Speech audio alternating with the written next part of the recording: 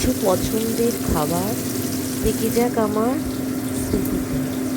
কাতলা মাছ ভাজা, কাতলা মাছের মাথা খেতে ভীষণ ভালোবাসি। আর ভালোবাসি এই কাতলা মাছের তেল।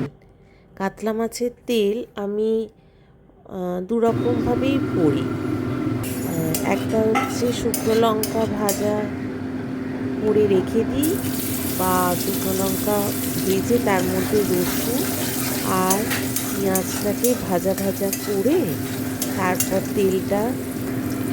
মাছের তেলটা দিয়ে দিই, দিয়ে ভালো করে লাল করে ভেজে দিই। এইটা হলো আমার আর কিচ্ছু চাই না, ওই দিয়ে আমার পুরো ভাত, আমি যতটা ভাত খাবো ওটা দিয়েই খেয়ে নিতে পারি। আর এই মাছের তেলটা আমি এই পেঁয়াজ রসুন ফোড়নের সাথে বেগুন ভাজা দিয়েও খেতে ভালো লাগে। মানে এই যে রসুন আর পেঁয়াজটা ভাজলাম, এই যে বেগুনগুলো ছোটো ছোটো টুকরো টুকরো করে, যেমন নীল বেগুনের বেগুন ভাজা হয় সেই রকম করে ভেজে তার উপর মাছের তেলটা দিই। আর একটা করি কি, যে মাছের তেলটা এমনি শুকনো লঙ্কা দিয়ে এরকম ভাজলাম, আর আলু ভাজা দিয়ে খেতেও আমার দুর্দান্ত লাগে। মানে বলতে বলতেই আমার একদম জিভে জল চলে আসছে। এই যে এত সুন্দর গন্ধ বেরোচ্ছে আর খেতে লাগে অসাধারণ। আর ভালো লাগে শোল মাছের কালিয়া। উফ, এরকম পাতলা করে করতে আমার আবার পেঁয়াজ আদা রসুনের মধ্যে না রান্না, আমার রসুনের ভাগটা বেশি হলে বেশ খেতে খুব ভালো লাগে।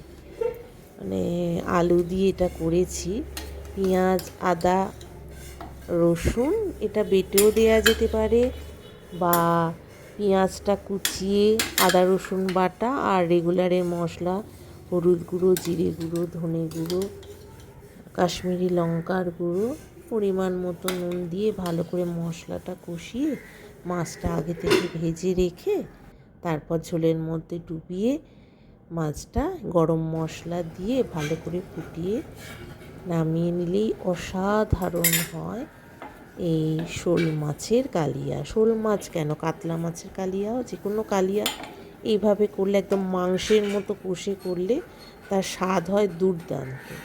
আর নামাবার আগে যদি একটু ধনেপাতা দিয়ে দেওয়া যায় তাহলে তার কোনো কথাই হয় না। মানে কোনো দিকে আর তাকাবার কোনো অবকাশ থাকে না। এবং এই সব রান্না যেদিন হয় সেদিন ভাত কিন্তু একটু বেশিই খাওয়া হয়ে যায়। আর দেখতেও হয়েছে খুব সুন্দর, দারুণ। এই মাছের মাথার অংশটা খেতেও কিন্তু খুব ভালো লাগে। আর এটা হচ্ছে চুনো মাছের ঝাল।